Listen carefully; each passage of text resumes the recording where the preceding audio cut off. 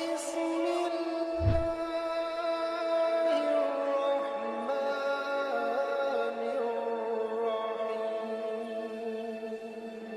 السلام علیکم ناظرین۔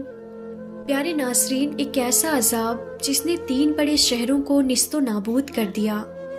اس عذاب کے دوران ایسا کیا ہوا کہ ایک عورت پتھر کے مجسمے میں تبدیل ہو گئی؟ وہ عورت کون تھی؟ اور اس نے ایسا کیا گناہ کیا تھا کہ قیامت تک کے لیے لوگوں کے لیے عبرت کے نشان بن گئی؟ اس ویڈیو میں ہم حضرت لوط علیہ السلام کی بیوی کے پتھر بننے کے عبرتناک واقعے کو جانیں گے۔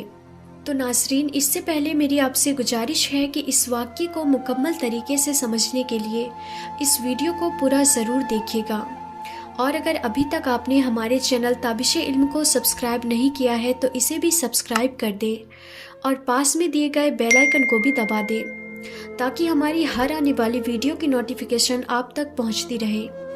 تو چلیے ناظرین، ویڈیو شروع کرتے ہیں۔ قوم لوط تاریخ کی ایک ایسی قوم ہے جنہوں نے گناہ کا ایک نیا طریقہ ایجاد کیا تھا، یعنی اس قوم کے مرد مردوں سے جنسی تعلقات بنایا کرتے تھے اور اپنی خواہش پوری کرتے۔ لہٰذا اللہ تعالیٰ نے انہیں اس گناہ عظیم کو چھوڑ کر صحیح راہ پر لانے کے لیے اپنے پیغمبر حضرت لوط علیہ السلام کو ان علاقوں میں بھیجا جسے تاریخ میں سدوم کہا جاتا ہے۔ حضرت لوط علیہ السلام نے اپنی قوم کو اللہ کے عذاب سے ڈرایا اور بہت سمجھایا کہ یہ بدفعلی اور ایک عظیم گناہ ہے۔ اللہ نے تمہارے لیے عورتوں کو پیدا فرمایا ہے، لہٰذا اپنی خواہشات کو حلال طریقے سے پوری کرو اور اس گندگی سے توبہ کر لو۔ لیکن ان کی قوم نے حضرت لوط علیہ السلام کی دعوت کو ٹھکرا دیا اور یہ کہہ دیا کہ اگر تمہارا رب ہم پر عذاب لانے والا ہے تو ہم تیار ہیں، تم اپنے رب سے عذاب کا مطالبہ کر دو۔ لہٰذا عنقریب اللہ کا عذاب ان پر قہر بن کر نازل ہونے والا تھا۔ ہوا یوں کہ اللہ نے 3 فرشتے انسانی شکل میں سدوم کی طرف روانہ کیے، جو حضرت لوط علیہ السلام کے گھر آئے اور یہ درخواست کی کہ ہم مسافر ہیں اور آج رات آپ کے گھر ٹھہرنا چاہتے ہیں۔ حضرت لوط علیہ السلام پریشان ہوئے، کیونکہ اگر ان مسافروں کو سدوم کا کوئی شخص دیکھ لیتا تو وہ ان خوبصورت جوانوں کو پکڑ لیتا، کیونکہ یہ بدکار قوم سدوم سے گزرنے والے مسافروں کو بھی نہیں چھوڑتے تھے، اور اگر کوئی راہگیر اس علاقے سے گزرتا تو وہ انہیں پکڑ کر ان سے زبراً بدفعلی کیا کرتے تھے۔ حضرت لوط علیہ السلام جانتے تھے کہ ان مہمانوں کو سدوم کے لوگوں سے بچانا بہت مشکل ہے، اس کے باوجود آپ نے ان نوجوانوں کو اپنے گھر میں پناہ دی۔ حضرت لوط علیہ السلام کی بیوی نے جب دیکھا کہ گھر میں خوبصورت نوجوان مہمان بن کر ٹھہرے ہیں تو اس کے دل میں یہ شرارت سوجھی کہ کیوں نہ میں سدوم کے لوگوں کو جا کر خبر دے دوں کہ لوط کے گھر خوبصورت لڑکے آئے ہوئے ہیں اور پھر وہ لوگ انہیں پکڑ لیں۔ دراصل حضرت لوط علیہ السلام کی بیوی اب تک آپ پر ایمان نہ لائی تھی، وہ کافر و منافقہ تھی اور اپنے قوم میں ہونے والے تمام تر برے کام کی حمایت کرتی تھی۔ امام قرطبی کے مطابق حضرت لوط علیہ السلام کی بیوی کا نام وائلہ یا والیہ تھا۔ وہ خود ایک معزز خاندان سے تعلق رکھنے والی عورت تھی۔ انجیل مقدس کے باب پیدائش میں حضرت لوط علیہ السلام کی بیوی کا ذکر موجود ہے، لیکن وہاں اس کا نام موجود نہیں، جبکہ یہودی لٹریچر میں اس کا نام ایڈو یا ایدت لکھا گیا۔ لہٰذا جب وائلہ کو یہ علم ہوا کہ یہ خوبصورت نوجوان آج رات ہمارے گھر مہمان ٹھہرنے والے ہیں تو وہ فوراً سدوم کے شدید ترین لوگوں کے پاس گئی اور کہا کہ تم لوگ یہاں کیا کر رہے ہو؟ 3 خوبصورت نوجوان لڑکے میرے شوہر لوط کے یہاں مہمان بن کر ٹھہرے ہیں، وہ آج رات میرے گھر میں ہی رکیں گے۔ وہ بہت خوبصورت اور پرکشش چہرے والے لڑکے ہیں، تم لوگوں کو یقیناً انہیں جا کر دیکھنا چاہیے۔ یہ سننا تھا کہ ان فحش کام کرنے والے لوگوں پر شیطان سوار ہو گیا اور وہ دوڑتے ہوئے حضرت لوط علیہ السلام کے گھر کی طرف بھاگنے لگے۔ کچھ دیر بعد حضرت لوط علیہ السلام کے گھر کے باہر ایک بھیڑ لگا ہوا تھا، لوگوں نے ان کے گھر کو گھیر رکھا تھا اور ان لڑکوں کے ساتھ بدفعلی کے ارادے سے دیوار پر چڑھنے لگے تھے۔ کچھ لوگ دروازے توڑنے کی کوشش کر رہے تھے۔ وہ نوجوان لڑکے جو دراصل مقدس فرشتے حضرت جبرائیل علیہ السلام، حضرت اسرافیل علیہ السلام اور حضرت میکائیل علیہ السلام تھے۔ انہوں نے حضرت لوط علیہ السلام سے کہا کہ آپ فکر نہ کریں، ہم اللہ کی طرف سے بھیجے ہوئے فرشتے ہیں۔ ان بدکاروں پر جلد ہی عذاب آنے والا ہے۔ آپ اپنے اہل و عیال کو لے کر اس بستی سے نکل جائیں۔ رات ختم ہونے سے قبل آپ کو ان بستیوں سے نکلنا ہوگا، اور نکلتے وقت کوئی شخص بھی پیچھے مڑ کر نہ دیکھیں، ورنہ وہ بھی عذاب میں گرفتار ہو جائے گا۔ لہٰذا حضرت لوط علیہ السلام نے ایسا ہی کیا۔ آپ نے اپنی 2 بیٹیوں اور بیوی وائلہ کو ساتھ لیا اور بستی سے نکل گئے۔ آسمان سرخ ہو رہا تھا، آسمان سے پتھر کے مینا برس رہے تھے۔ ایسی غرض کی خوفناک آواز آ رہی تھی کہ ہر مخلوق کانپ اٹھی۔ اس دوران حضرت لوط علیہ السلام اپنی بیوی، بیٹیوں اور ان فرشتوں کے ساتھ جلدی جلدی قدم بڑھا رہے تھے، اور چلتے وقت ان کی نظریں غضب الہی کے ڈر سے نیچے جھکی ہوئی تھی۔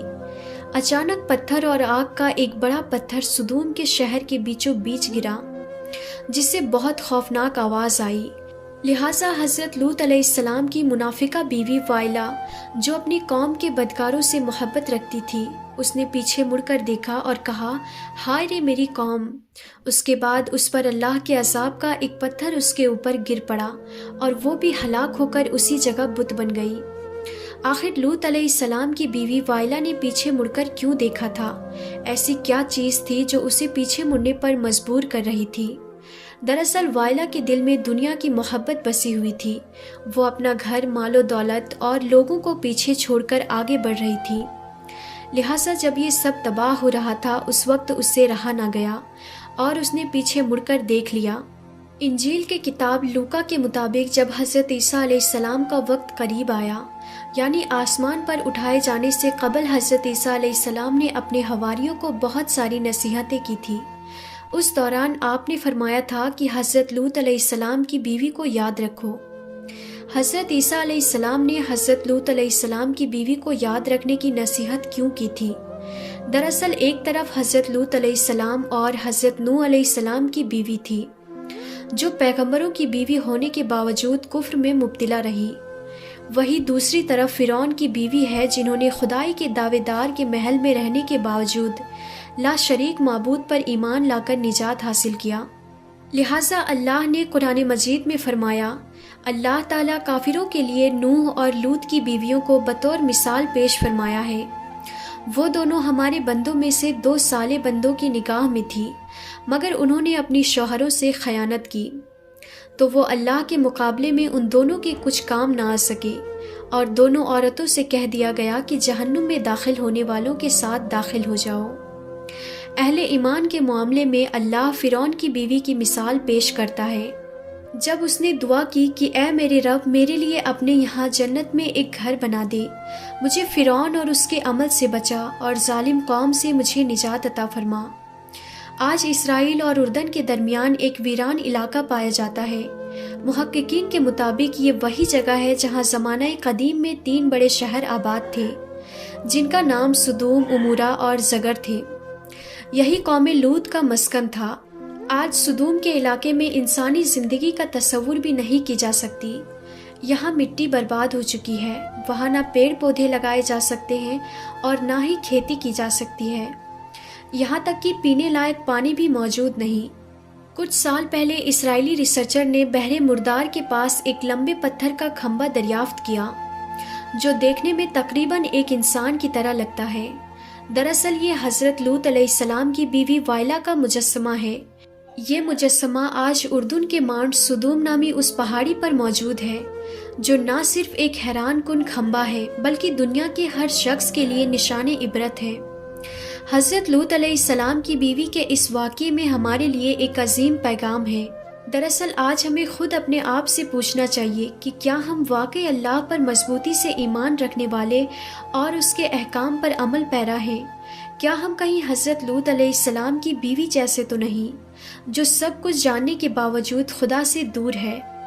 وائلہ کو یہ پتا تھا کہ وہ مہمان خدا کے فرشتے ہیں اور یہ عذاب خدائے برحق کی طرف سے ہے۔ اس کے باوجود وہ اپنے دل سے دنیا کی محبت کو نہ نکال سکی، اور اس کا انجام یہ ہوا کہ وہ ایک پتھر کی بن گئی۔ کہیں ایسا تو نہیں کہ ہم ظاہری طور پر مسلمان ہوں لیکن ہمارا دل خدا سے دور ہو گیا ہو؟ آخر میں اللہ رب العزت سے دعا ہے کہ اللہ تعالی ہمیں نیک اعمال کرنے اور برائی سے بچنے اور بچانے کی توفیق عطا فرمائے، آمین یا رب العالمین۔ تو آج کی ویڈیو میں تھا بس اتنا ہی، پھر ملتے ہیں اگلی ویڈیو میں، تب تک کے لیے خدا حافظ۔